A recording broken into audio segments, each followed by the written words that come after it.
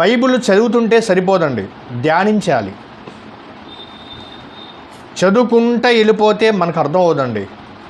మనకి ఏ సహాయం కావాలండి? ఆత్మ సహాయము కావాలి. జ్ఞానమైన సంగతులు అంటే ఆత్మ సంబంధమైన మాటలు దేవుడు మన కొరకు, మనకు అర్థమయ్యేటట్టుగా దేవుడు మన కొరకు రాయించాడు.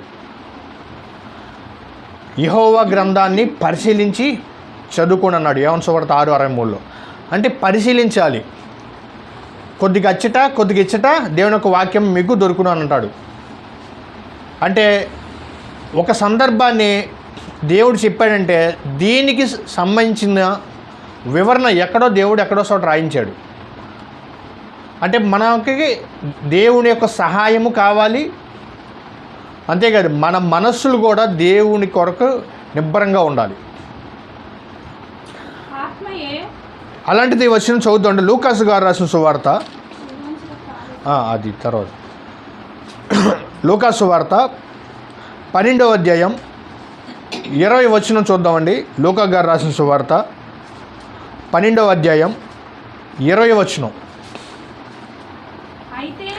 అయితే లూకా గారు చూద్దాం 19 నుంచి చదువుదామండి.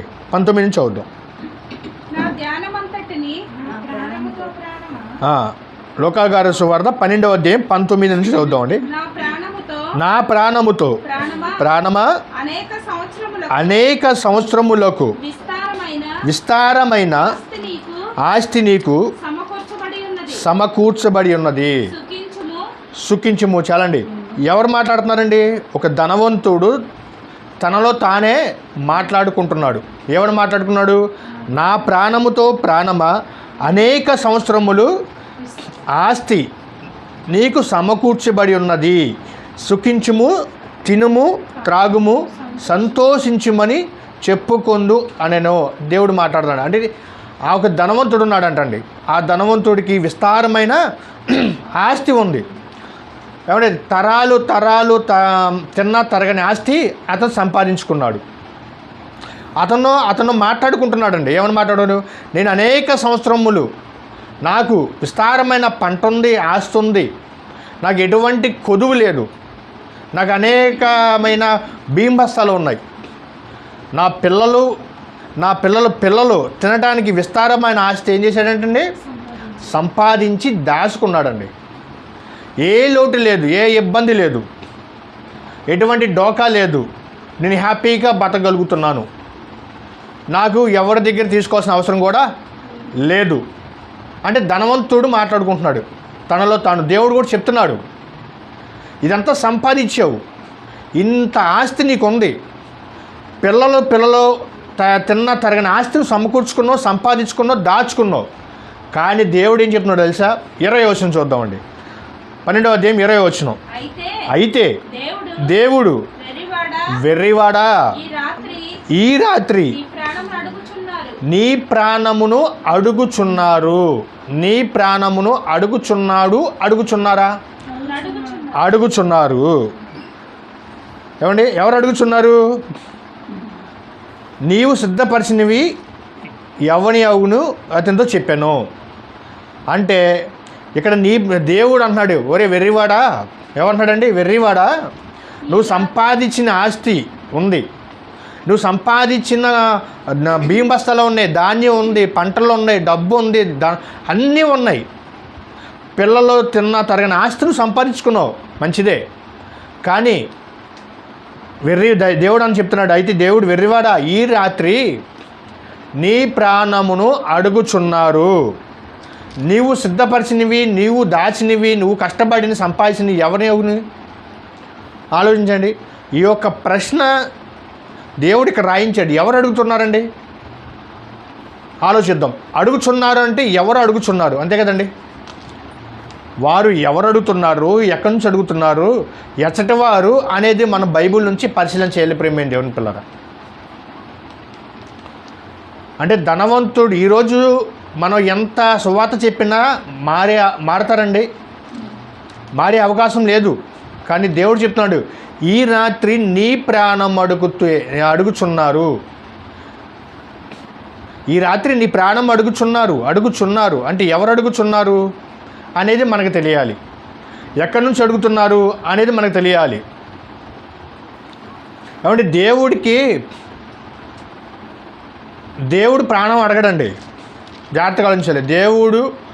ఒక మనిషి దేవుడి కొరకు బ్రతకకుండా చనిపోతే దేవుడికి ఇష్టం లేదండి. ఆయన ఆనందపడ్డావు. అతను మారు మనసు పొంది రక్షణ తీసుకొని ఆయన కొరకు బ్రతికి చనిపోతేనే దేవుడికి ఇష్టం, అంతే కదండి. అంటే ఇక్కడ అడుగుచున్నారంటే దేవుడు అడగట్లేదండి, ఎవరో అడుగుచున్నారు. అదేంటో మనకు తెలియాలి. వాళ్ళు ఎక్కడి నుంచి అడుగుతున్నారంటే బైబిల్లో సమాధానం చెప్పాలండి. అందుకే యెహోవా గ్రంథాన్ని పరిశీలించి చదువుకోమన్నాడు దేవుడు. కొద్దిగా ఇచ్చట దేవుని యొక్క వాక్యం మీకు దొరుకును. అంటే ఎవరు అడుగుచున్నారు? ఈ రాత్రి నీ ప్రాణం అడుగుచున్నారు అంటే ప్రకటన గ్రంథం చూద్దామండి. ప్రకటన గ్రంథం అడుగుచున్నారంటే ఒకరు కాదండి, ఎంతోమంది అడుగుచున్నారు, అంతే కదా. అడుగుచున్నారు వేరు, ఎంతోమంది అడుగుతున్నారు. అంటే దేవుడు ప్రాణాన్ని అడగట్లేదు, ఎవరో అడుగుచున్నారు. అదే వాళ్ళు ఎవరు ఏంటో మనకు తెలియాలంటే ప్రకటన గ్రంథం చూద్దామండి. ప్రకటన గ్రంథం 6వ అధ్యాయం 9 నుంచి జాగ్రత్త చదువుదాం ప్రియమైన దేవుని పిల్లరా. ఆయన 5వ ముద్రను విప్పినప్పుడు దేవుడి వాక్యము నిమిత్తమును తాము ఇచ్చిన సాక్ష్యము నిమిత్తము వధింపబడిన వారే ఆత్మలను బలిపీఠం క్రింద చూచితిని. కాబట్టి ఈ ప్రకటన గ్రంథం మనం చదువుకునేటప్పుడు ఎవరు రాశారు, ఎక్కడి నుంచి రాశారు అనేది మనం తెలుసుకోవాలి. మొట్టమొదటిగా ప్రకటన గ్రంథం రాసింది యోహాను గారు అండి. పద్మాస ద్వీపంలో ఉన్న పరవాసిగా ఉన్న యోహాను గారు రాశారు. యోహాను గారు ఎలా రాశారంటే దర్శనంలో రాయించాడు దేవుడు, అవునా. దర్శన గ్రంథం, ప్రకటన గ్రంథాన్ని మరో పేరు దర్శన గ్రంథం కూడా అనొచ్చు. అంటే దర్శనంలో కనబడింది దేవుడు యోహాను గారి ద్వారా రాయించాడు. ఏమని రాయించాడు అంటే ప్రకటన గ్రంథం 6వ అధ్యాయం 10వ వచనం కూడా చదువుతామండి.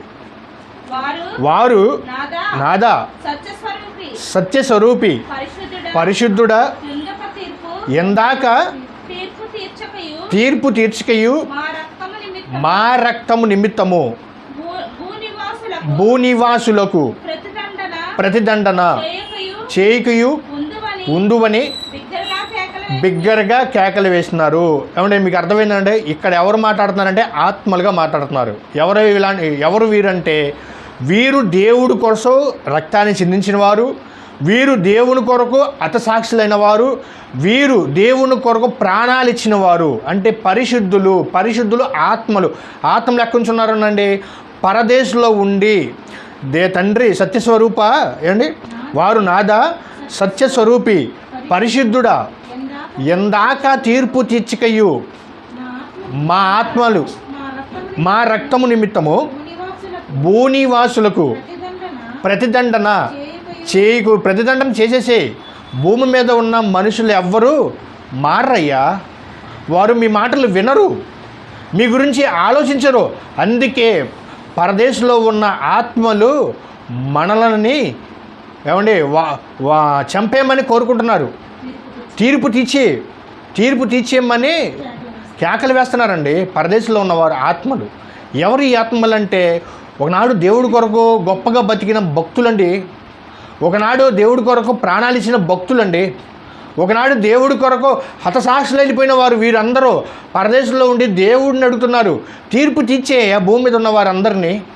వారు ఇంకా నీ మాట వినరు, నీ గురించి ఆలోచించరు అనేది వాళ్ళు కేకలు వేస్తున్నారు. తండ్రితో చెప్తున్నారు. ధనవంతులు భూమి మీద ఉన్నారు, అలాంటి వారు ఎవ్వరు నీ మాట వినరయ్యా, నీ గురించి ఆలోచించరు. ఎంతసేపు నా ప్రాణముతో ప్రాణమా సుఖించుము, త్రాగుము, తినుము, ఇవే కదా వాళ్ళు భూమి మీద ఉన్న వారందరూ ఆలోచిస్తున్నారు. అందుకేయ్యా మా ప్రాణ నిమిత్తము మీరు వారికి తీర్పు తీర్చేయమని పరిశుద్ధులు ఆత్మలుగా ఉన్నవారు పరదేశంలో ఉన్నవారు దేవుడితో మాట్లాడుతున్నారు ప్రియమైన దేవుని ప్రాణం. అప్పుడు దేవుడు ఏం చెప్తున్నాడో ఒక్కసారి దాని కింద వచనం చూద్దామండి. తెల్లని వస్త్రములు, ప్రకటన గ్రంథం 6వ అధ్యాయం 11వ వచనం అండి. తెల్లని వస్త్రము వారిలో ప్రతి వానికి ఇయ్యబడెను, మరియు వారి వలెనే చంపబడువారు సహదాసుల యొక్కయు సహోదరుల యొక్కయు లెక్క పూర్తి అయ్యే వరకు ఇంకా కొంచెము కాలము విశ్రమింపవలెను. ఏమండి, ఇక్కడ దేవుడు ఏం చెప్తాడంటే చాలా జాగ్రత్తగా ఆలోచించాలి. అంటే కొంచెం కాలము ఓర్పు పట్టండి అయ్యా. మీరు నా కొరకు ప్రకటించారు, నా కొరకు మీరు రక్తాన్ని చిందించారు, మీరు సేఫ్ సైడ్లో పడిపోయారు. అంటే పరలోకానికి సెలెక్ట్ అయిపోయారు. ఎవరో నీతిమంతులు, హేబేలు మొదలుకొని దేవుడి కొరకు బతికిన భక్తులు అందరూ, ఏమండి, దేవుడి కొరకు హతసాక్షులైన వారందరూ పరదేశంలో ఉన్నారు. కానీ దేవుడు ఏం చెప్తున్నాడో తెలుసా?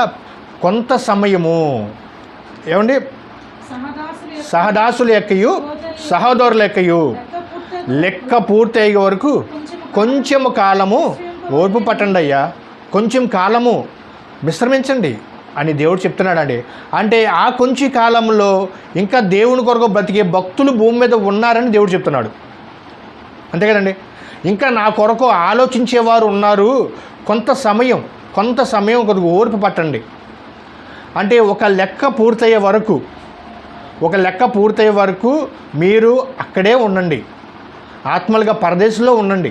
అంటే వీరు కూడా పరలోకాన్ని అనుభవించలేదండి.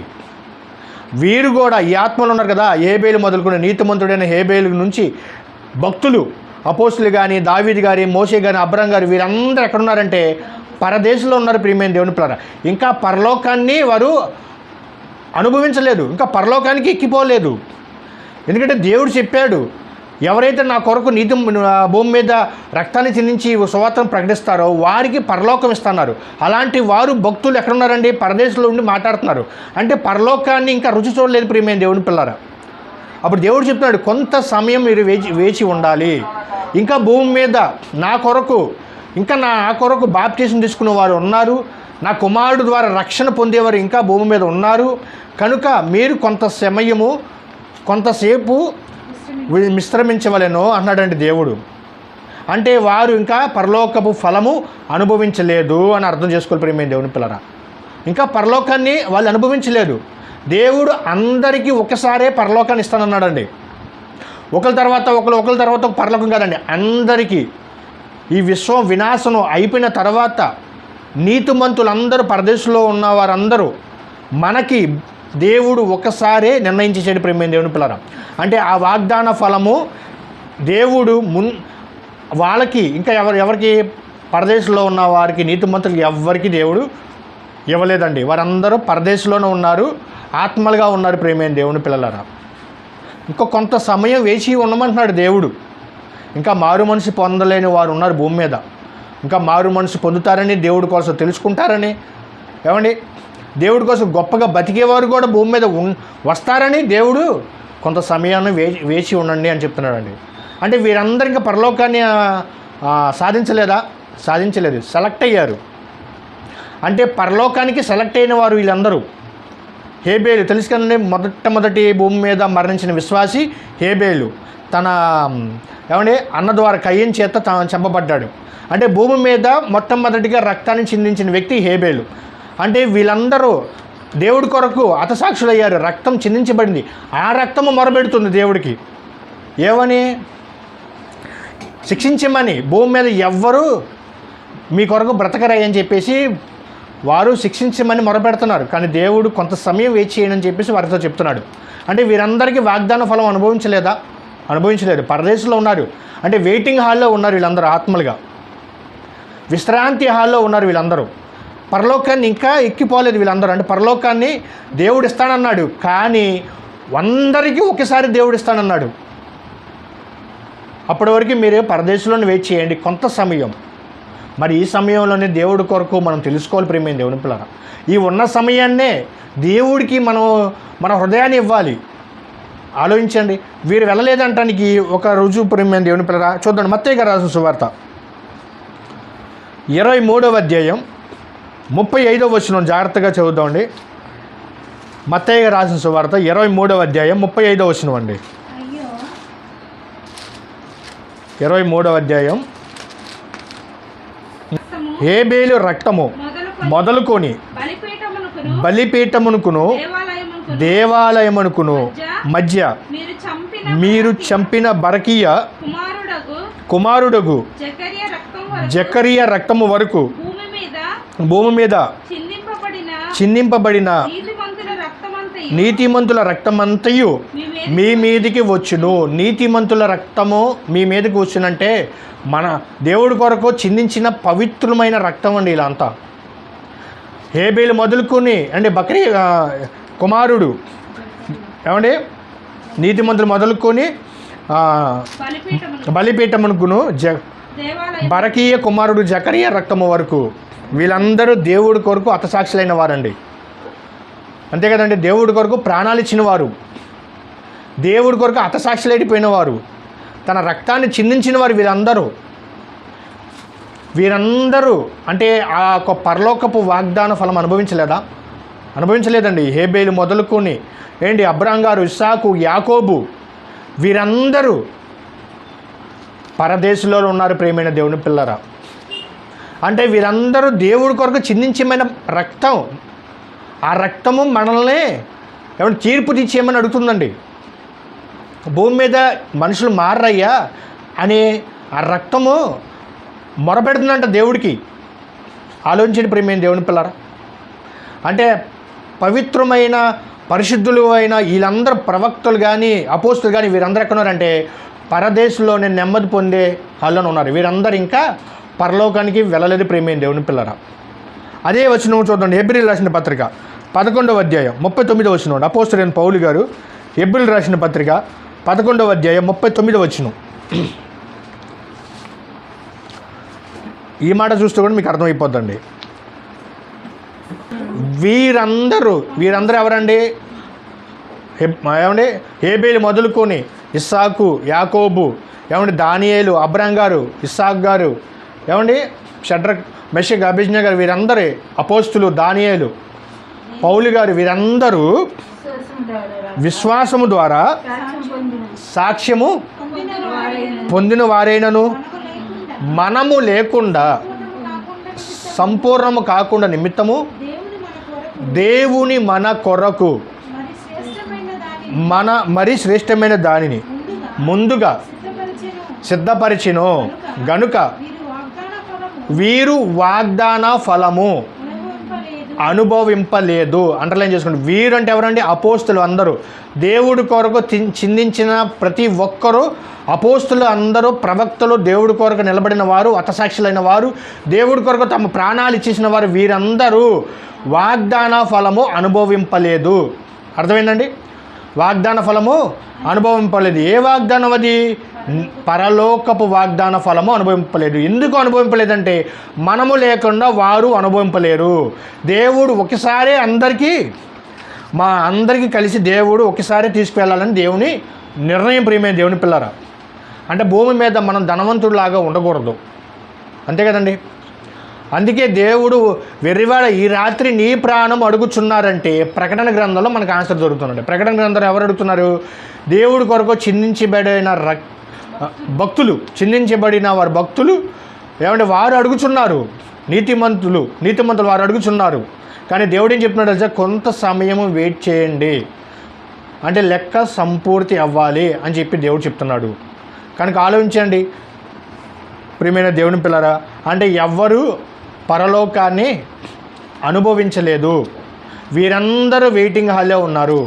అందుకే లూకా గారు రాసిన సువార్తలో 12వ అధ్యాయం 19వ వచనంలో అయితే దేవుడు వెర్రివాడు ఈ రాత్రి నీ ప్రాణం అడుగుచున్నారంటే పరదేశంలో ఉన్న ఆత్మలు అడుగుచున్నారు. ప్రేమైన దేవుని పిల్లరా, దేవుడికి నువ్వు మారితే ఇష్టం అండి, నువ్వు మారకుండా చనిపోతే దేవుడికి ఏమి ఇష్టం అండి? ఆలోచించండి. ఒక మనిషి మారు మనసు పొంది రక్షణ తీసుకుని దేవుడి దగ్గరికి రావాలని దేవుడు కనతండ్రిని దేవుడు ఎదురుస్తున్నాడు. దేవుడికి ప్రాణంతో పని లేదండి. సొలొమోను గారికి బలం ఉంది, ఆ బలాన్ని దేవుడి కొరకు వాడితే మంచిదని దేవుడు కోరుకున్నాడు. ఒక మోషే గారు, వీళ్ళ ప్రవక్తలందరూ దేవుడి కొరకు బ్రతికినటువంటి వారు గొప్ప భక్తులు. ప్రియమైన దేవుని పిల్లరా, అలాగే ఇంకా తన బిడ్డలు భూమి మీద మారేవారు ఉంటారు. వారి కొరకు కొద్దిగా మీరు వెయిట్ చేయండి, మీరు వెయిటింగ్ హాల్లో ఉండండి. అంటే వీళ్ళందరూ సెలెక్ట్ అయ్యారు. వీళ్ళందరూ సెలెక్ట్ అయ్యారు, ఇంకా పరలోకాన్ని వెళ్ళలేదు, ఆ పరలోక వాగ్దానం అనుభవించాలంటే మనం లేకుండా వాళ్ళు అనుభవించలేరు. అందరికీ దేవుడు ఒకసారే ఇస్తాడు. ప్రియమైన దేవుని పిల్లలు, తీసుకోవాలని దేవుని నిర్ణయం. ఆలోచించండి, మంచి నిర్ణయం తీసుకోండి. ఈ యొక్క వచనానికి అర్థం ప్రకటన గ్రంథంలో ఆన్సర్ దొరికిందని నేను మీకు తెలియపరిచాను. మీకు అర్థమైందని కోరుకుంటున్నాను.